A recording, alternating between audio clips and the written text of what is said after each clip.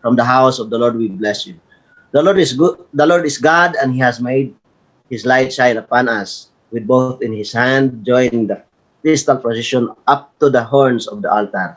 You are my God. I will give you thanks. You are my God. I will exalt you. Give thanks to the Lord, for He is good. His love endures forever. Hallelujah. Blessed be the name of the Lord. Let us pray. Heavenly Father, as we come to you today, we humble ourselves, Lord God, and we truly give you all the praises, Lord, for all the things you have done.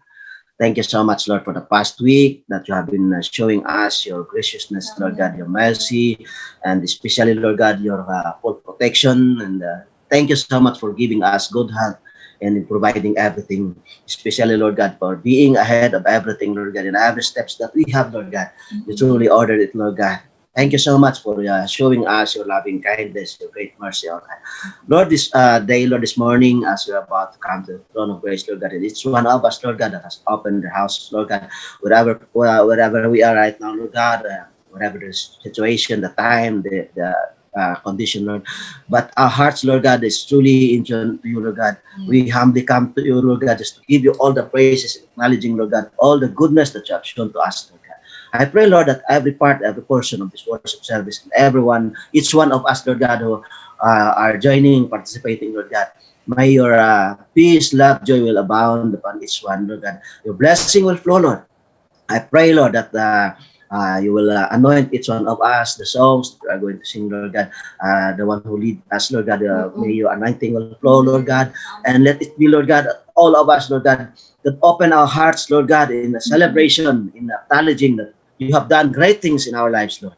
Thank you, Jesus. And our prayer, Lord, that the double portion of your anointing will flow upon thy servant that are going to be used today, Lord God. For your words, Lord God, that may it will be alive and somewhat finding a place in our hearts, Lord God, just to give us the strength, challenges, Lord God, that for us, our faith, Lord, will increase, Lord God.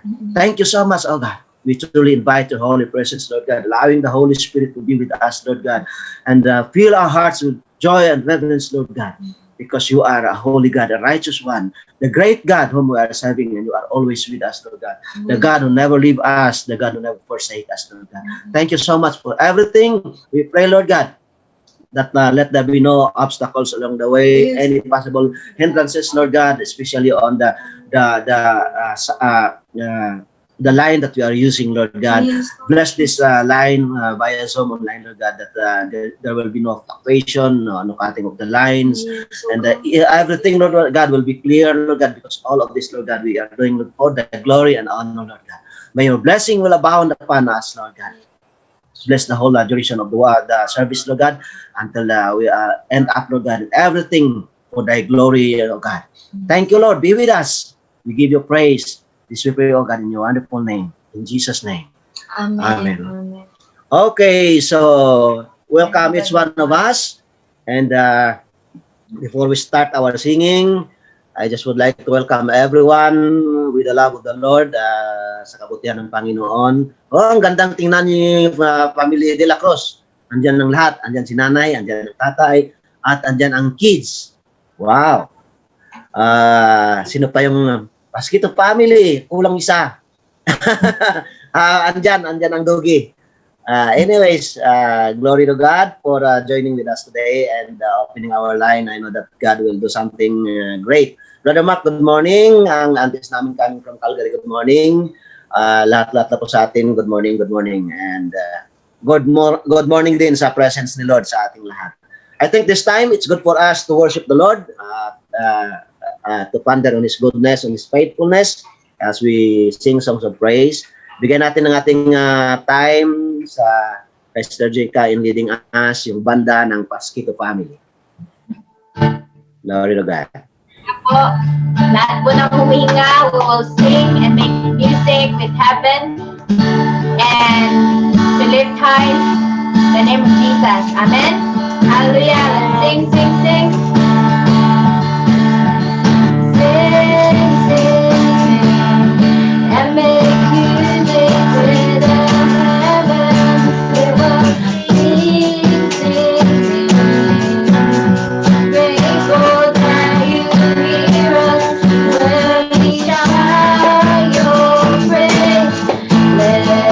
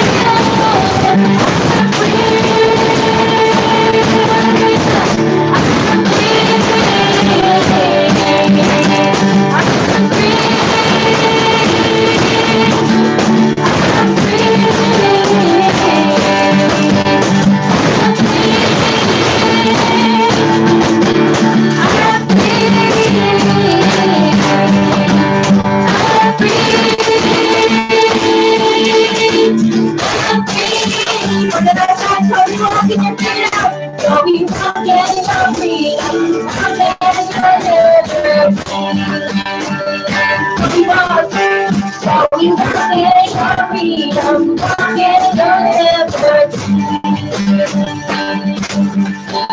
We will dance in your freedom, dancing your liberty. We will dance in your freedom, dancing your liberty. There is peace. There is love, there is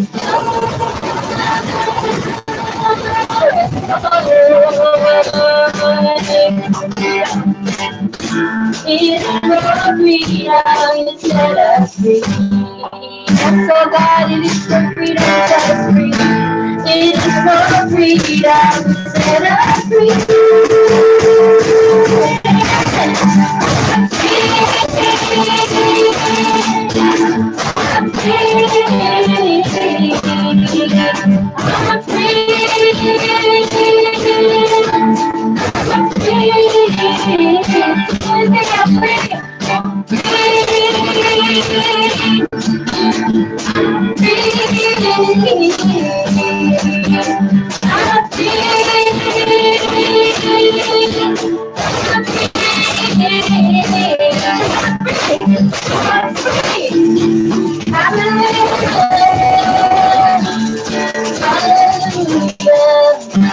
Yes, Lord.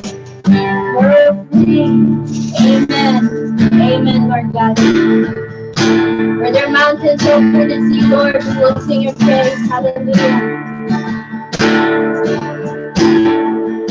Over the mountains and the sea, your river runs to love for me. And I will open up my heart and let you set me free. I'm happy to be here the truth. And I will take and lift my hand. For I always think of when your love comes down. I can sing of your love forever. I can sing of your love forever. I can sing of your love forever. I can sing of your love forever. Over the mountain, over the mountain and the sea, your river runs to left for me. And I will open up my heart and let your spirit set me free. I'm happy to be in the truth, and I will take and lift my hand. For I will always think of when your love comes down. I can sing of your love forever. I can sing of your love forever. I can sing of your love forever. I can sing of your love forever. I can sing of your love forever. I can sing of your love forever. I can sing of your love forever. I can sing of your love forever. Oh, I feel like dancing. I know it's much that I know.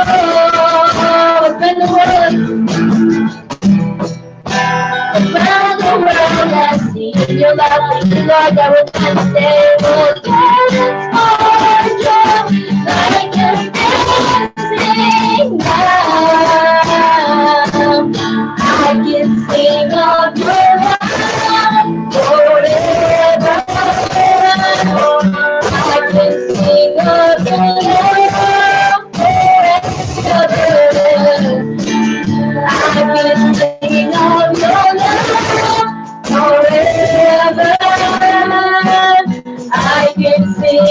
your love forever.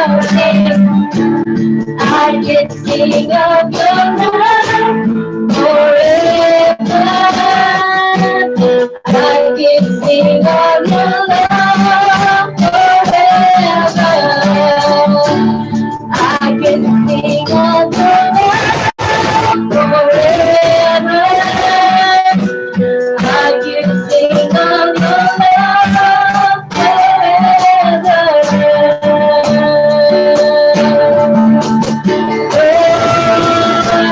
Sing of your love forever. Thank you, Jesus. Hallelujah.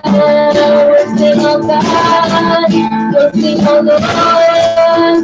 Sing of you, Lord Jesus. I love Jesus. We will adore you,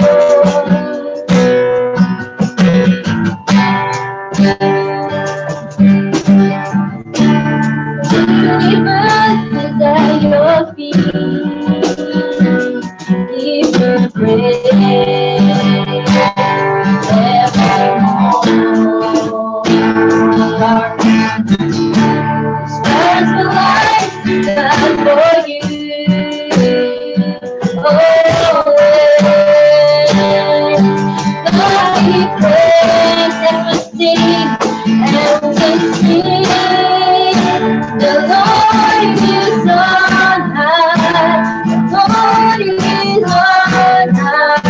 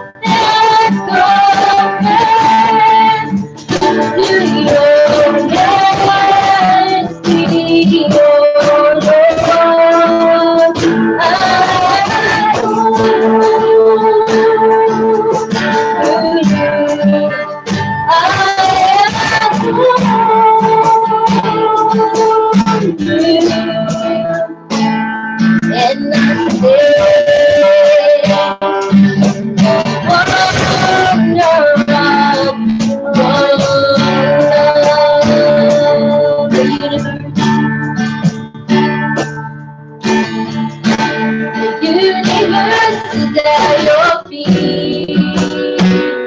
Give you praise evermore. Stars will light, stars will light, shine for you. Oh, God we pray, and we'll sing. The Lord is on high. The Lord is on high. I adore you. I adore you.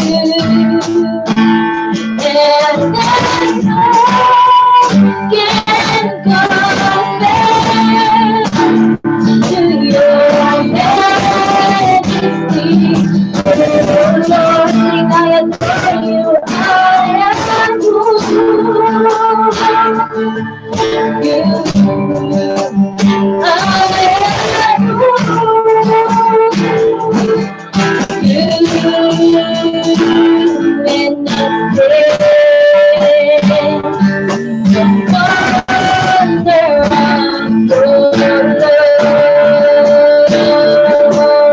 When I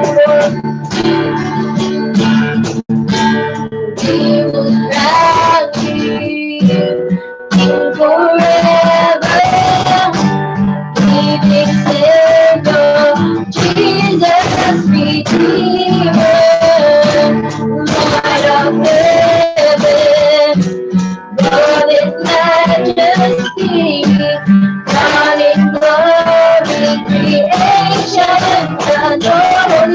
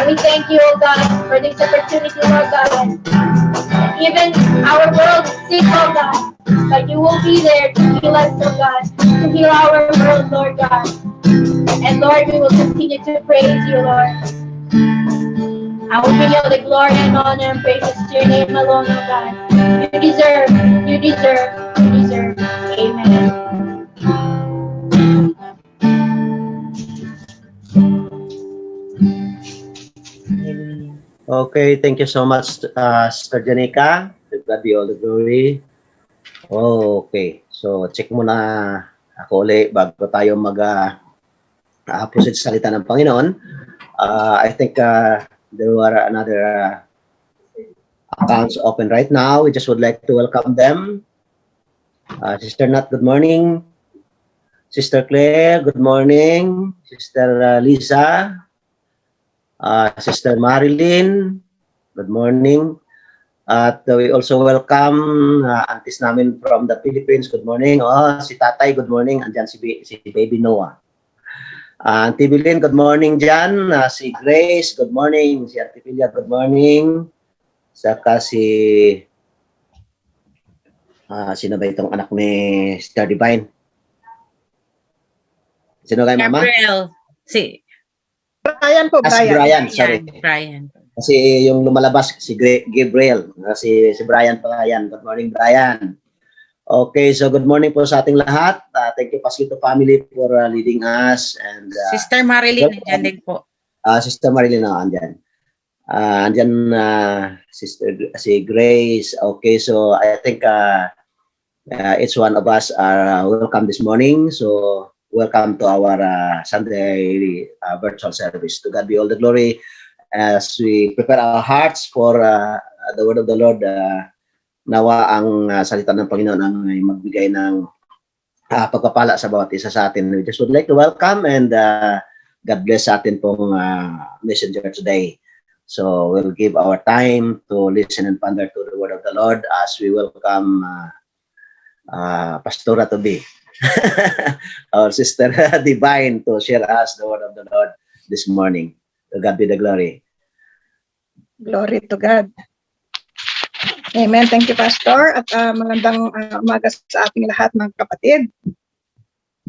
Such a great opportunity na muli ay tinipon tayo ng Lord upang patuloy na ma-feed yung ating spiritual life, no? Kasi yung as our body needs food upang maging may strength tayo, ay ganoon din ang ating spirit. Kinakailangan din niya na ma-feed upang sa ganon ay patuloy na maging malakas tayo at maging matatag sa lahat na pagsubok, trials, testing na darating sa ating buhay, no? So ang topic nating umaga, mga kapatid, or the message is about persevering in suffering. At ang text po natin ay sa 1 Peter chapter 4 verses 12 to 15. So if you have your Bible with you, please read it with me. 1 Peter chapter 4 verse 12 to 16. Sabi doon, "Dear friends, do not be surprised at the painful trial you are suffering, as though something strange were happening to you, but rejoice that you participate in the sufferings of Christ, so that you may be overjoyed when His glory is revealed. If you are insulted because of the name of Christ, you are blessed, for the Spirit of glory and of God rests on you." 15. If you suffer, it should be not a murderer, or thief, or any other kind of criminal, or even as a meddler.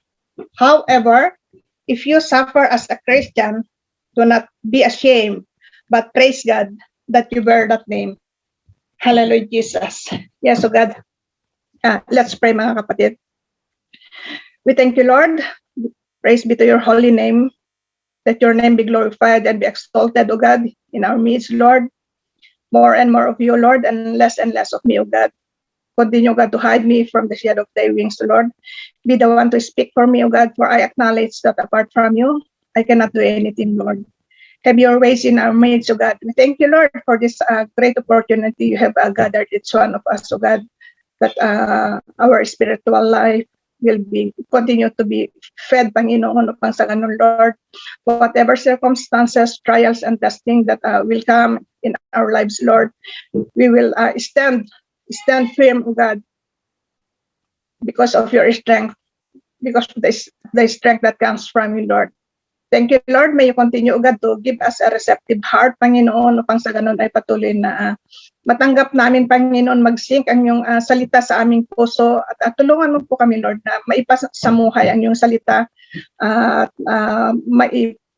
we will put them into practice and to apply them in our daily life, Lord. Thank you, Father. Glory to your holy name, alone. In Jesus' name we pray. Amen. So, ayun. As Christians, mga kapatid, we will undergo trials and testings kasi nga, sabi ng Bible, John 16:33, in the world, sabi doon, you will have tribulations. So, hindi pre-promise ng ating Panginoon na magkaroon tayo ng marangyang pamumuhay, yung easy life.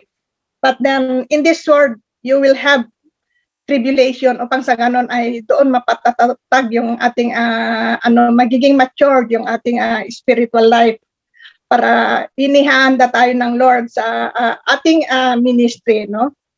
John 16:33, in the world you will have tribulations, but take heart, I have overcome the world. So kailangan maging matatag tayo dahil kasama natin ang Lord, no? At wag na daw tayong wag tayong magtaka sa mabibigat ng pagsubok na ating dadanasin na parabang ito'y hindi pangkaraniwan, no? Sa halip, magalak kayo sa inyong pakikibahagi sa mga paghihirap ni Kristo upang maging lubos ang inyong kagalakan kapag nahayag na ang kanyang kadakilaan. Mapalad kayo kung kayo kinukutya dahil kay Kristo sapagkat sumasa inyo ang espiritu ng kalwalhatian, ang espiritu ng Diyos. Huwag nawang mangyari na maparusahan ang sinuman sa inyo dahil siya ay mamamatay tao, magnanakaw sa larin o pakialamero. Ngunit kung kayo magdusa dahil sa pagiging Kristiyano, huwag ninyong ikahiya ito. Sa halip, magpasalamat kayo sa Diyos sapagkat taglay ninyo ang pangalan ni Kristo. So, what should we do as Christians when we face tests and trials? Facing trials and tests with grace, why they come and how to respond. So what is Christian to do when faced with disappointment, disaster, and despair? Scripture teaches us that all things work together for good to them that love God, to them who are called according to His purpose. Yet, when we encounter difficulties, we often wonder why. So searching for answer and learning to view bad things as good things in disguise are disciplines that God wants His children to develop as they mature spiritually. When you respond to God's grace and believe in the Lord Jesus Christ, you are born again into the kingdom of God. At the moment of salvation, the Holy Spirit comes to dwell in your spirit. He confirms your relationship with God, conforms you, and leads you into all truth. So God begins the supernatural work of transforming you, His child, into the image of His Son, Jesus Christ, who was and is perfect. And as you mature in your faith, God uses tests and trials to develop your character and ministry. By responding to trials in the grace of God, you will experience the power of God's Spirit, which will be manifested in your life through the fruit of the Spirit, wherein the fruit of the Spirit are love, joy, peace, long-suffering, control, gentleness, goodness, faith, and meekness. So, beloved, think it not strange concerning you. The fiery trial which is to try you, as do some strange thing happen to you, unto you. But rejoice, inasmuch as you are partakers of Christ's sufferings, that when His glory shall be revealed, you may be glad also with exceeding joy. Some trials and testing Christians encounter, I put some points here, 8, wherein number 1 is fiery trials, which includes intense encounters of struggles, bursts of angers, grief or loss. Second is infirmities, includes physical limitations and illnesses. Andun yung sakit, karamdaman natin. Reproaches. Number 3 is reproaches, which includes ridicule and rejection on account of faith or holiness. Number 4 is persecutions, which includes harassment and oppression due to religious conviction. Number 5 is necessities, wear and care of daily responsibilities. Ano yung pangangailangan natin araw-araw, mga kapatid, na we need. Number 5 is distresses, where includes disappointments and deep hurts. Number 6 is tribulation, 7, wherein it includes unusual pressures and challenges. And the last is temptations. where it includes opportunities to yield to our sinful nature. So, your response makes all the difference when we encounter these trials and tests in our lives. Our response makes all the difference. The Apostle Paul regarded these tests as opportunities to grow spiritually. So instead of despairing when we encounter trials, Paul said, we would glory in his infirmities so that the power of Christ would rest upon us. As we like Paul, choose to trust God and accept the grace he gave us. Christ's character will be formed in us. We glory in tribulations also, knowing that tribulation worketh patience, and patience experience, and experience hope, and hope marketh not ashamed, because the love of God is shed abroad in our hearts by the Holy Ghost, which is given unto us. That's in Romans chapter 5, 3-5. So unless you accept God's grace to deal with suffering, inevitably, you will become bitter. Pag hindi natin tanggapin, hindi natin ma-acknowledge yung help na ibibigay ni Lord sa atin, magiging bitter tayo, hindi tayo makamove on. Mahirap mag-move on, mga kapatid, pag hindi natin acknowledge, or if we won't turn to God, instead of turning to God, yung ginagawa natin, we are turning away from God.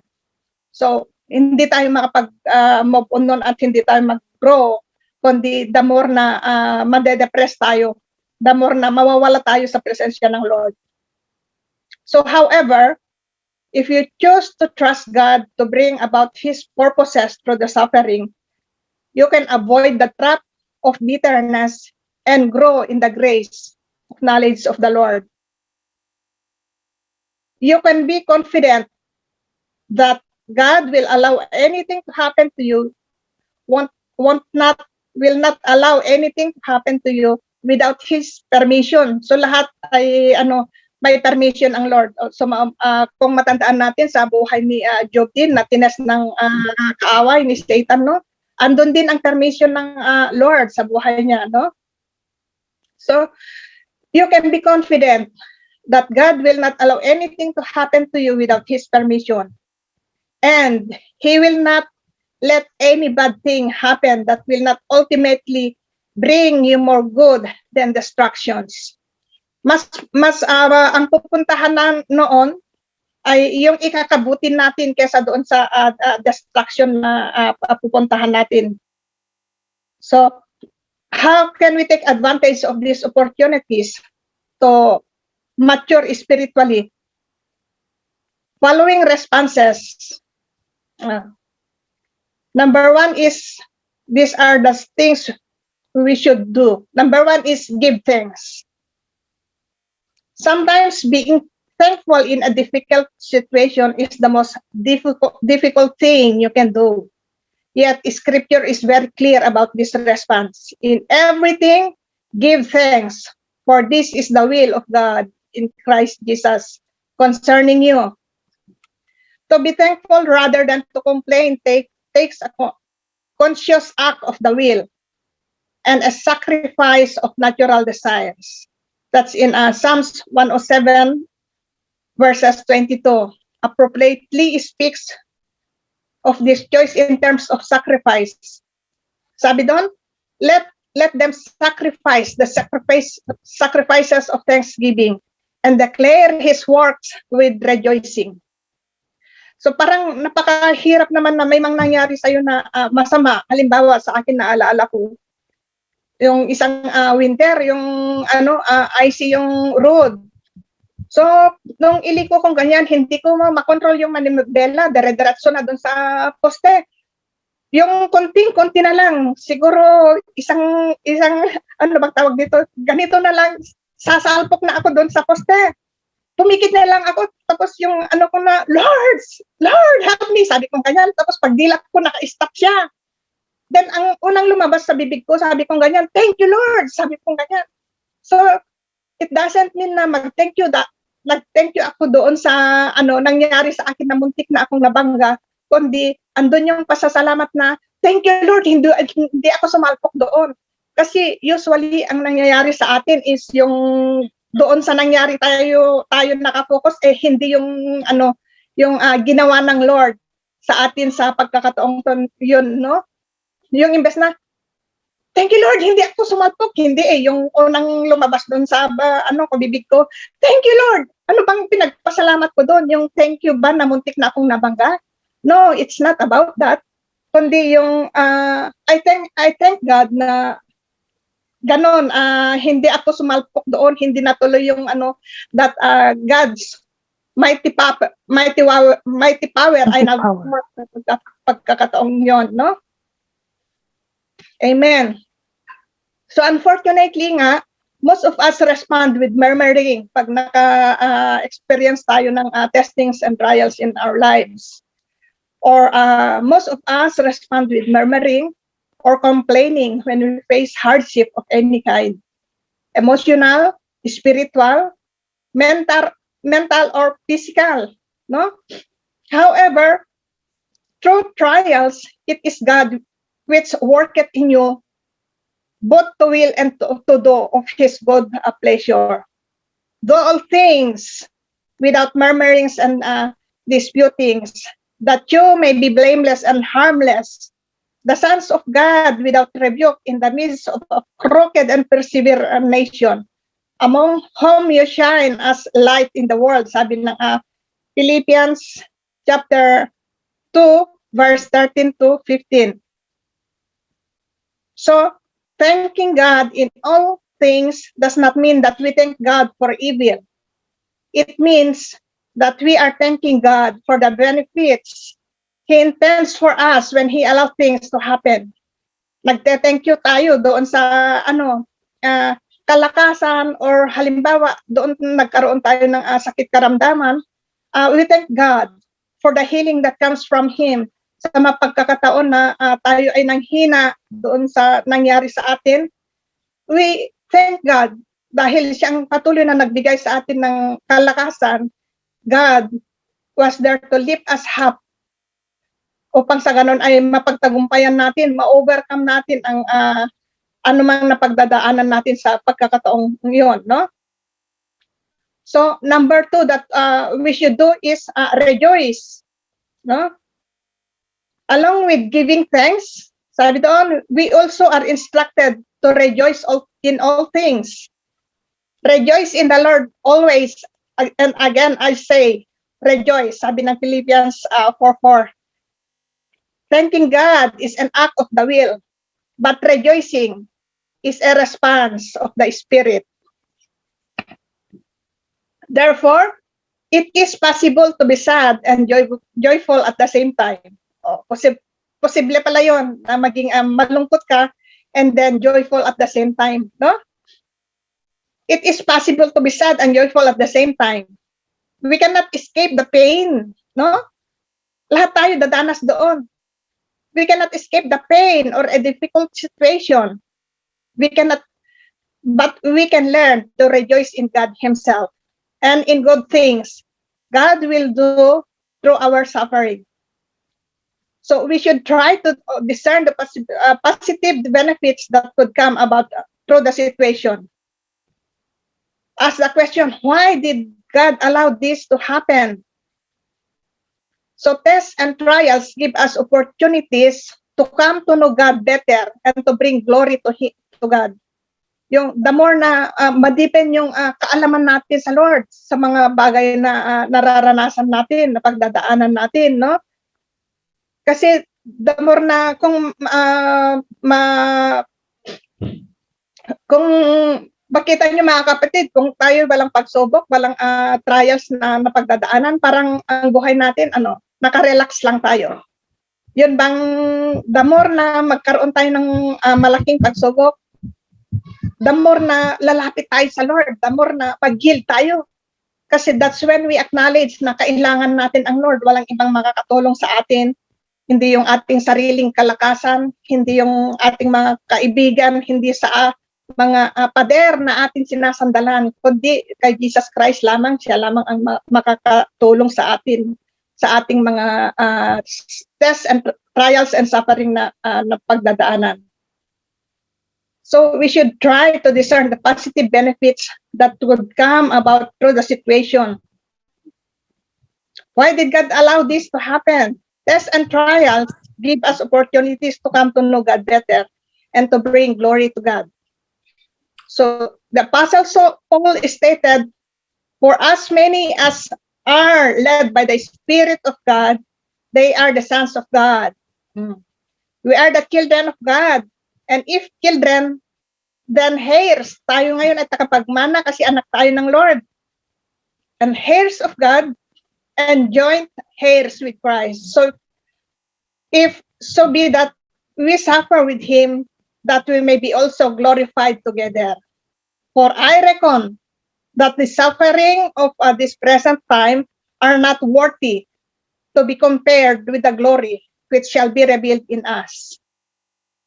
When you experience a trial, choose by faith to put your trust in God. This choice will help you be more objective and consequently more alert to the reasons why God may have allowed the trial to occur. As you deal with the difficulties, remember the following truths. Gaining intimate knowledge of Christ exceeds the value of gaining more possessions. Sabi ng Philippians chapter 3 verse 8, itinuring kong walang kabuluhan ang lahat ng bagay bilang kapalit ng lalo pang mas mahalaga ang pagkilala kay Kristo Jesus na aking Panginoon. Ang lahat ng bagay ay pinalagay kong walang kabuluhan, makamtan ko lamang si Kristo, sabi ni Paul. And then, doon sa isang katotohanan, developing stronger character is more important than getting your own way. Sabi ng Hebrews 5:8, kahit na siya ay anak ng Diyos, natutunan niya ang kahulugan ng pagsunod sa pamamagitan ng pagtitiis. Di nga ba, mga kapatid, nung nasa cross na si Jesus Christ, ay sumunod doon siya, nagtiis siya, na siya ay naipako sa cross. Let your will be done, sabi ng kanyang kay God the Father. Let your will be done. So tayo rin dapat ay natutunan ni Jesus Christ yung kahulugan ng pagsunod. Tayo rin dapat na sumunod kahit anong sakit na pagdadaanan natin. And another one, following truth is demonstrating self-control is more heroic than dominating your competitors. Sabi ng Proverbs 25:28, ang taong walang pagpipigil ay tulad ng lungsod na walang tanggulan. Madaling masakop ng kaaway. Amen. So kailangan pag makaranas tayo ng mga pagsubok, trials, testing sa buhay, yung stand still, be still, that we have God. We have a big God who answers prayer. Pero importante talaga na alam natin kung sinong Diyos meron tayo. Ang Diyos natin, our God is alive, no? Hindi yung Diyos natin is yung yung gawa ng yung kahoy, gawa ng mga kamay, may mata ngunit hindi nakakakita, may ilong pero hindi nakakahinga, walang hininga, no? So importante na alam natin na the God whom we are serving, He is alive. God answers prayer. God carry us through sa ating mga problema, hindi yung tayo ang nagbubuhat upang iikot-ikot natin sa mga lugar, kalsada, no? And then another following truths, eternal treasures are more valuable than earthly riches. Sabi ng Matthew 19:21, kung ibig mong maging ganap, ipagbili mo lahat ang iyong ari-arian at ipamahagi sa mahihirap ang iyong pinagbilhan. So makikita natin dito mga kapatid na yung material thing is nothing compare sa heavenly things compared to the things pertaining to the kingdom of God. And then balik tayo doon sa what Christians should do when we face testing and trials. Andun na tayo sa number 3 mga kapatid. believe and act on the word of God. So when Jesus was tested in the wilderness, he responded to its temptation by quoting scripture. For example, when Satan urged Christ to turn stones into bread, Jesus quoted from Deuteronomy chapter 8, verse 3, and even sa Matthew 4:4. It is written, sabi ni Jesus Christ, man shall not live by bread alone, but by every word that proceeded out of the mouth of God. So, importante mga kapatid na meron tayong bala sa ating bulsa, meron tayong word of God na ating pinapantanganan, yung hawak-hawak. Upang sa ganon, pag darating ang mga pagsubok, mga trials, testing, ay meron tayong ibabato rin. Kaya minsan sa akin, nag-iisip ako, minsan na didisappoint ba ako sa nanghihina din ako dito sa anak ko na panganay. Parang minsan sa isip ko, Lord, sabi kong ganyan, magbabago pa ba siya? Then,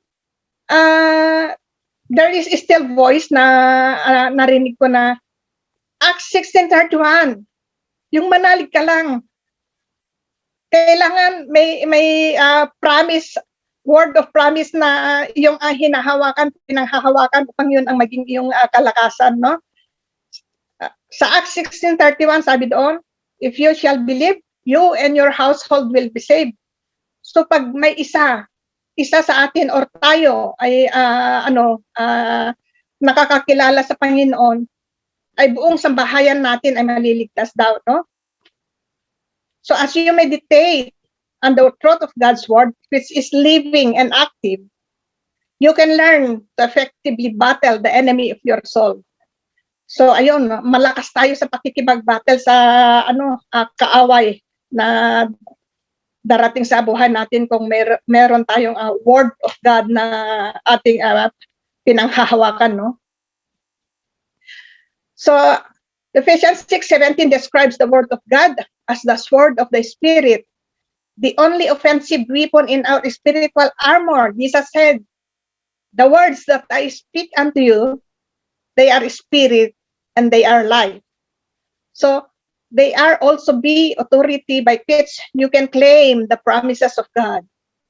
Since we are told, if you abide in me and my words abide in you, you shall ask what you will and it shall be done unto you. John chapter 15 verse 17. So as you meditate,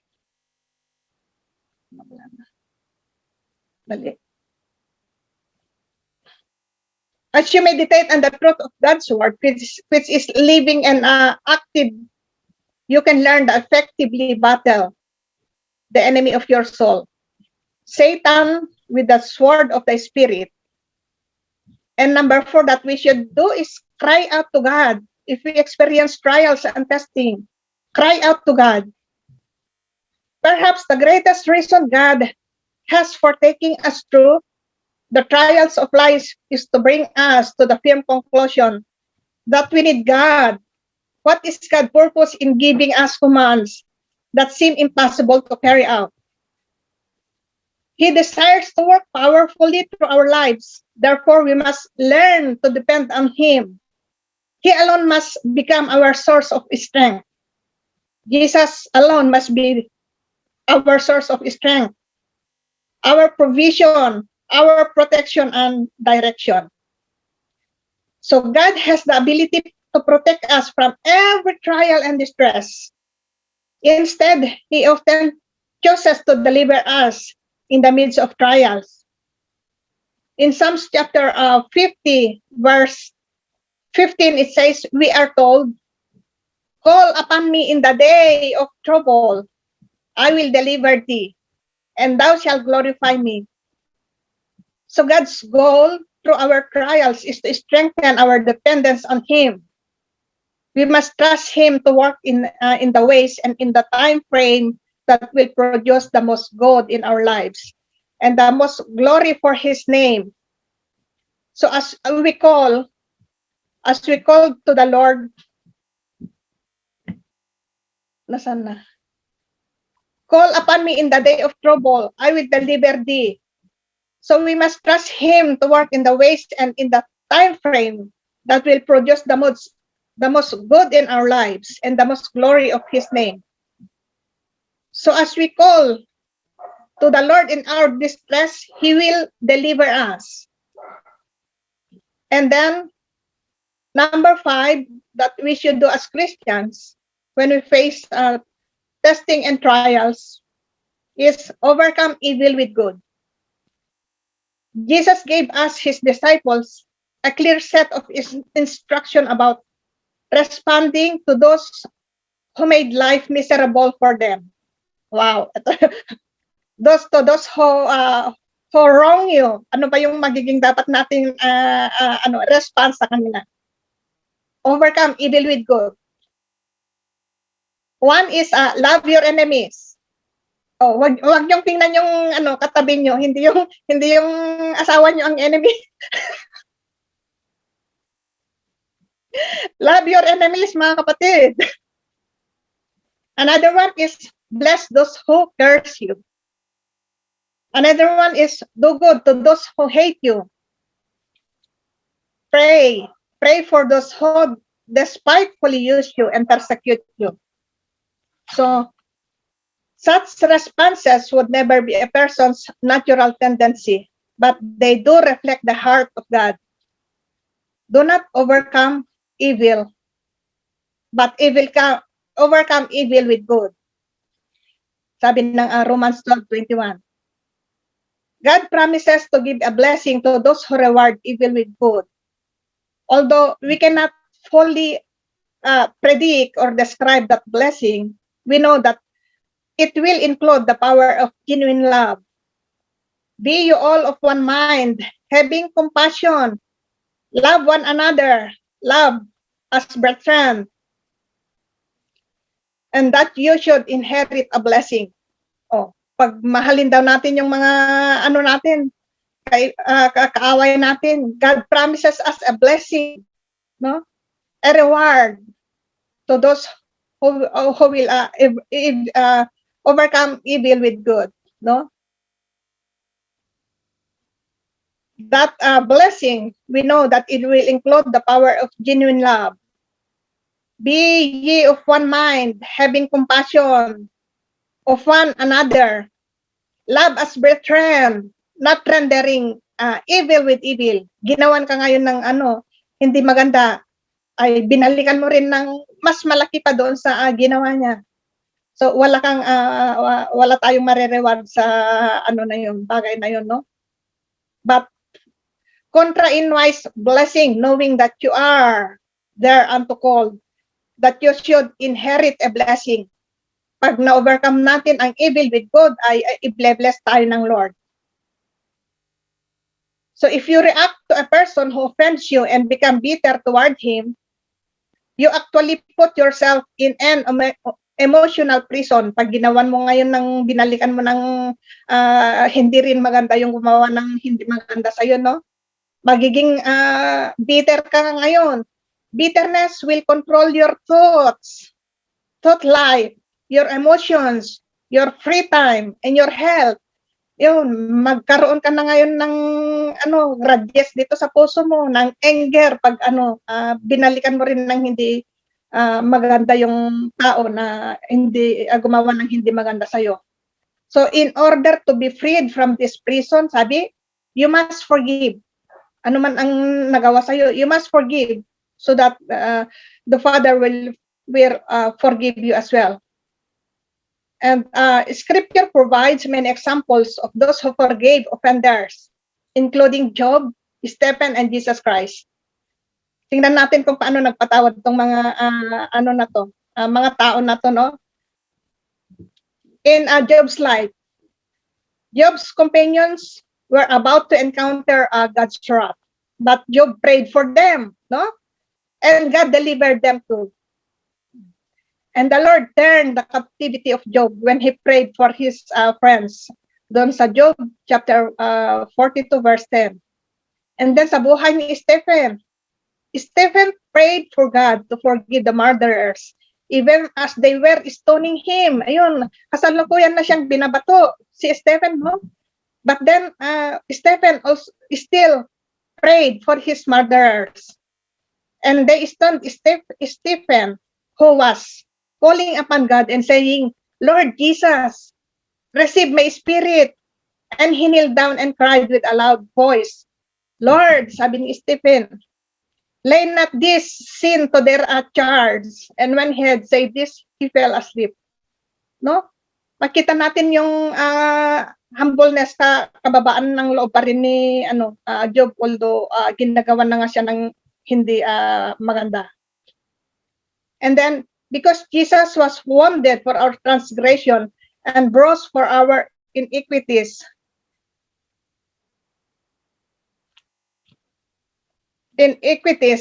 we are among the group of people he released when he said, Father, forgive them, for they know what they do. Yon, ginagawa si Jesus Christ nga na ginagawa na ng hindi maganda. Nagawa pa rin niyang ipag-pray yung mga tao na nagpe-persecute sa kanya, no?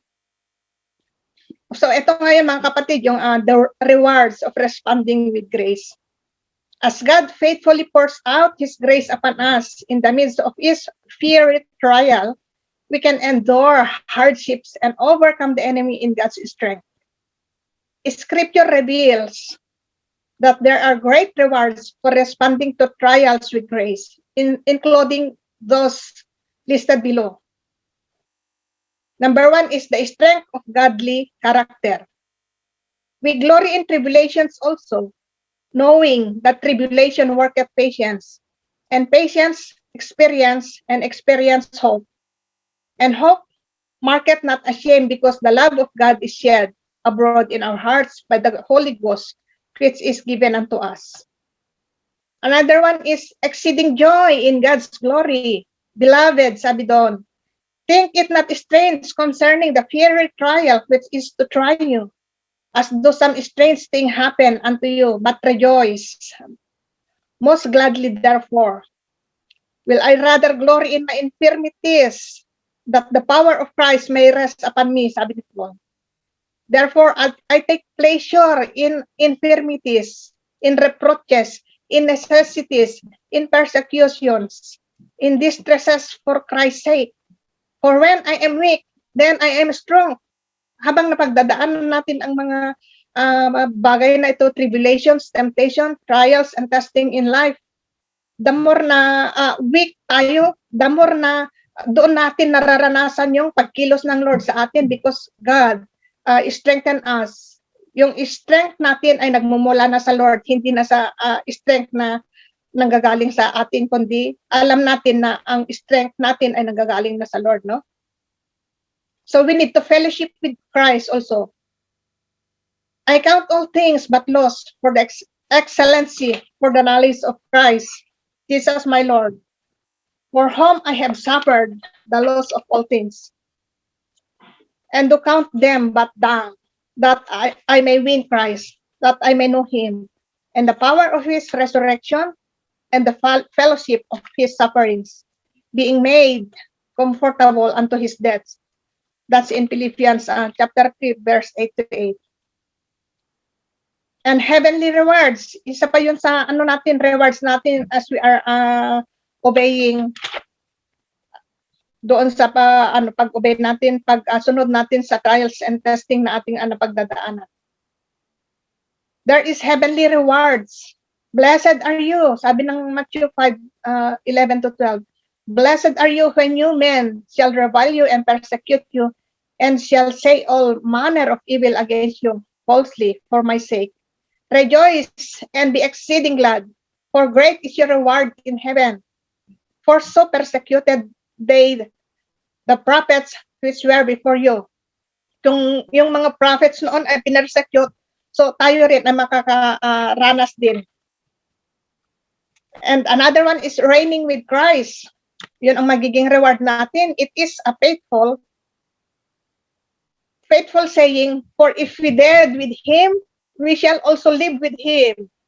And if we suffer, we shall also reign with Him.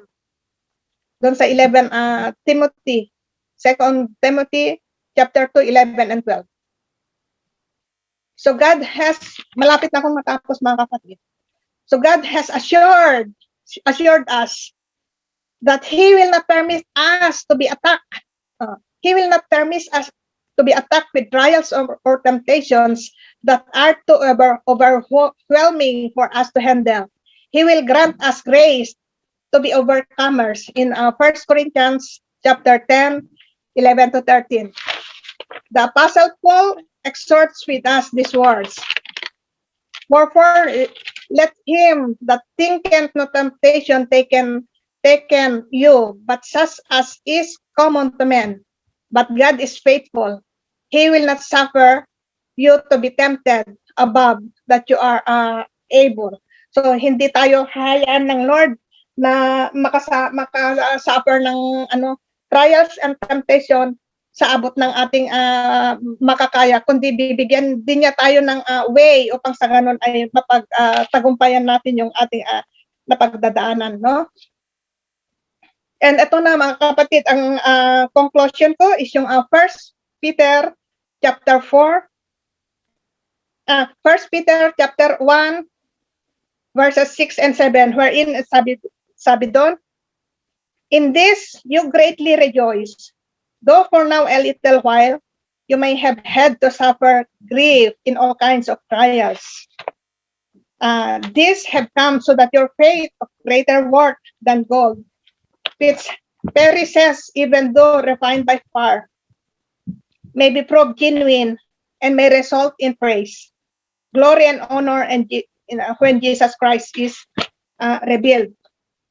So, those who persevere in faith while suffering should be full of hope, for they will certainly enjoy end-time salvation, since they are already enjoying God's saving promises here and now through the death and resurrection of Christ. Peter encourages his readers for us Christians to endure suffering and persecution by giving ourselves entirely to God. We are to remain faithful even in times of distress, knowing that God will vindicate them or us, and that they will certainly enjoy the salvation that the Lord has promised. The death and resurrection of the Lord stands as the model, example for the lives of believers, that just as Christ suffered before being exalted, Christ are to endure suffering for the sake of Christ, looking back on Christ's sufferings and looking forward for the complete salvation for His second coming. Yon mga kapatid, ang yung patuloy na magpatuloy tayo as Christians, ano man ating napagdadaanan, trials and temptation, patuloy na we put our hope and trust in the Lord. We cry out on Him, we cling unto Him. Dapat siya yung ating maging anchor. We will stand firm in our faith. Paano natin magawa ang mga bagay na yon? We continually dig on His words. Yung patuloy na yung prayers natin, at upang sa ganun ay patuloy na lumalim pa yung ating kaalaman patungkol sa Lord. Kung sino ang Diyos na ating sinasamba, kung ano yung kaya niyang gawin sa atin, ay patuloy na magbasa tayo, mag-dig-in tayo sa ating Bible upang sa ganun ay lumawak pa, lumalim pa yung ating kaalaman tungkol sa ating Diyos. Ang ating Diyos, mga kapatid, ay buhay. God answers prayer. God is alive. At nothing is too hard for Him to do. Amen. Glory to God. Yun lang po, mga kapatid. And let's us pray. Hallelujah, Jesus. Lord, salamat, Panginoon, sa ginawa mo po sa amin sa umagang ito, Panginoon. Glory to your holy name, Lord. Nawa po ang iyong pangalan ang siyang naitaas, Panginoon. Patuloy na gamitin mo po ang buhay ng bawat isa sa amin, Panginoon. Let your plan and purpose to each one of us, Panginoon. Bigyan mo po kami ng grace na sumunod, Panginoon, magawa, Panginoon, ng mga bagay na gusto mong ipagawa po sa amin, Panginoon. Salamat po, and as we are giving you our life, Panginoon. Patuloy na puspusin po kami ng yung banal na Espiritu, Panginoon. May you continue, God, to anoint us, O Lord, with the power that comes from you, Lord. So that whatever task being assigned to us, Panginoon, ay patuloy na magawa po namin, Lord, by your grace alone, O God. Dahil alam po namin, Lord, apart from you, we cannot do anything, Lord. Salamat po, Panginoon, sa iyong salita. Nawa ito ay nagbigay ng kalakasan, Panginoon, nagbigay ng encouragement sa bawat isa sa amin, Panginoon. At patuloy nga po, Lord, na bigyan mo po kami ng excitement, Panginoon, na patuloy na makinig ng iyong banal na salita, Lord, na siyang aming magiging sandata, kalasag sa aming paglakad bilang Kristiyano araw-araw, Panginoon. Salamat po.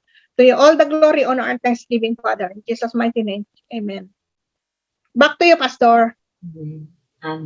Amen. Thank you so much, Sister Divine. Nawa pinagpala po ang lahat sa salita ng Panginoon. So, the encouragement to all of us, just if whoever is facing trials, testing right now, just persevere because God has a plan for us.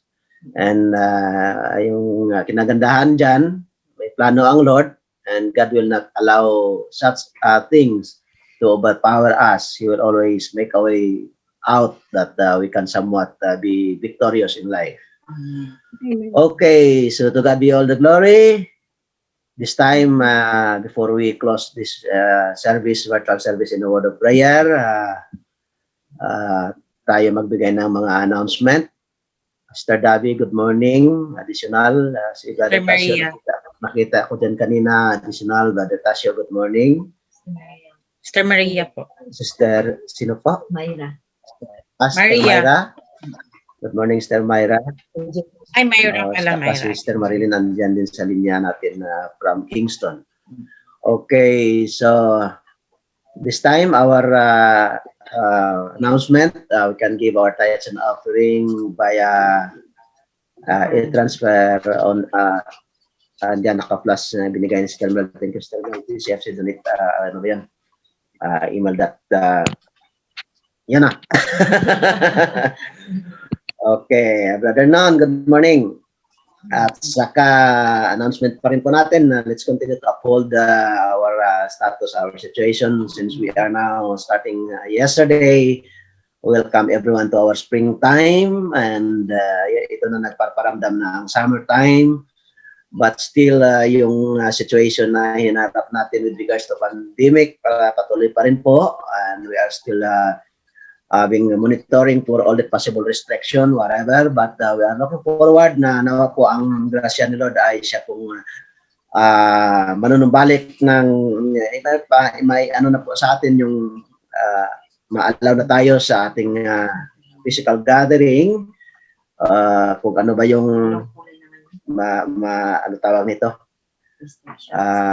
mai-allow ng restriction natin at kung yung community magbukas man o whatever, the house is still open for our what we call this one, physical gathering. Depende sa kung ano may yung move ng Panginoon. So yun ang patuloy natin. And our encouragement to all of us, patuloy po yung ating prayer meeting on the Friday every 8 in the evening. Bible study sa memory verse natin, nagpapatuloy din on the Saturday. So para our update sa ngayon, parang lumiliit, pero nagiging challenging because a lot of question that is very relevant to all of us. Patuloy pa rin, and thank you very much for those continuously participating and giving their memory verses. At minsan nga iniisip ng iba, Pastor, yung mga memory verse pala, paglampas ng ilang araw, ilang weeks, nakakalimutan. Oo, kasi minimemorize natin ng 1 hour, 2 hours. Pero ang kagandahan yan, makalimutan man natin, normal lang yan. Human as we are, hindi automatic at saka computer yung utak natin. But the moment na binabasa natin uli at makikita natin uli yun, magre-reflect at maalala, madaling maalala. At the very purpose of having memory verse is for our meditation at the same time, kapag dumating yung kapanahunan na walang-wala tayo, maalala natin at i-remind ng banal na Espiritu sa atin, you know these verses, you know you have memorized this verse, so yun, those are the times na i-remind tayo ng Panginoon. So don't worry kung makakalimutan yung pinag-memorize. darating yung kapanahonan ng pangangailangan. Yan yung sinasabi nila, kahit pinupulot mo lang yung salita doon sa basa ng balot ng ano, kapag binasa mo talaga, time will come. God will remind. So, thank you so much. Ano pa yung announcement natin next Sunday? Alam na po ba yung nakaschedule doon? Huwag kalimutan, ha? Ayos ba yung nakaschedule on the next Sunday? Hindi nakalimutan? Baka Brother makalimutan. Brother Jerry. Ayan. Of course, Sister yung Divine isang sa Saturday. sa akin. So, welcome everyone on the next Sunday. That Ay, will hindi be the pala, last Pastor. Sunday for March. And after that, April na. Okay, so wala na tayong mga announcement at saka yung mga celebrant ng birthday, napag-pray na natin lahat nung nakaraan, di ba? So, yung coming pa na magse-celebrate, I don't know this week, before the end of March. So, happy birthday sa magse-celebrate pa. And on the next month, acknowledge naman natin yung, meron bang April dito? April. Sinong April? Wala sigurong ipanganak ng April. Pero pag may nakapangalan dito ng April, like for example, April Joy, April Grace, sigurado April yan. April Boy, meron ding April Girl. Wala sigurong April, Pero pagdating sa May, meron kasi andyan Sister May. Andyan sino pa yung dyan? May mga May. Yung mga May na yan, sigurado. Baka Sister Myra, made din siya. Basta yung mga May dyan, sigurado doon sa month of May. Anyways, to God be the glory. So this time, I think it's good for us to close in a word of prayer. Ating pagpasalamat. Thank you for our technical side, Sister Mel, for doing the effort and for facilitating us on our line. Thank you for the Pasquito family in the leading of the singing. Sister Divine for sharing us the word of the Lord. And thank you so much sa ating lahat na nag-participate and really have opened their hearts and houses online for the glory of God. So this time, let's close this in a word of prayer. Sino kaya ang magko-closing prayer? Tingnan ko muna kung sino. Sandali. Halos lahat sila nakasara ng kanilang mga video. Visitor. Si Visitor. Sister Joyce daw. Sorry po. Namuna na Pastor. Mr. Joyce. Hindi. Visitor. Magko-closing prayer sa atin ngayon. Sister Lisa. Si Sister Lisa nakapag-pray ba yan? Gusto kong Hindi pa po. hindi pa. Pero nagpe-pray yan. So, siguro Sister Lisa request natin mag-closing prayer. Okay lang po ba sa iyo, Sister Lisa? Andiyan si Brother Tasio sa iyong tabi. Nakamute kasi. Nakamute ka, Sister Lisa, ha? Okay lang po ba sa iyo kayo mag-closing prayer? Nakamute kasi. Nakamute yung yung linya mo. Wala bang problema? Okay lang? Okay lang po. Oo, sige. Kailangan i-consult muna natin. Baka baka isipin natin na si Pastor naman namimili. Hindi. We just want to acknowledge each one of us and of course yung atin pong heart for God's glory, for God's grace at saka yung wala namang problema doon. Anything that the Lord is impressing to your hearts to close us in a word of prayer, that would be okay. So Sister Lisa will be requested today to close us in a word of prayer. Thank you so much, Sister Lisa. Kaya tayo po ay manalangin mga kapatid. Heavenly Father, we thank you, Lord, for this wonderful moment, O God, that once again, O God, we had gathered, O God, to hear your words, O God. Salamat, Lord, sa ibinigay mo na kagalakan sa aming puso, O God, Yes, Lord. that we receive your words, O God. Father God, we pray that the words that we have just heard, O God, will gonna manifest, O God, and be rooted in our hearts, O God, and help us, O God, not to be not only a listener, O God, but also a doer of your words, O Yes. God. And thank you for the lives of each and every one of us, O God. Yes, Lord. May your whatever, Lord, kung ano man, O Lord, ang mga iniquities, O God, o mga kasalanan na nandito sa aming mga puso, O God. Lord, cleanse us, O God, with the precious blood of your Son, Jesus Christ, O God. And Lord, continue, O God, to help us, O God, to listen, O God, with your words, O God. Bless our pastor, O God, Amen. siyang namumuno dito sa congregation na ito, Lord. And Yes. bless them po, Lord, yung your mga Marami. leaders, O God, sa mga ministries, O God. And Yes. help us, O God, that whatever talents, O God, that you have given to us, O God, help us, O God, to use them, O God, for the expansion of your glory, O God. Yes, Lord. Lord, this we pray, O God, in the mighty name of your Son, Jesus Christ. Amen. Amen. Amen. Thank you so much, Sister Lisa. Thank you po. Okay, God bless sa inyo. So,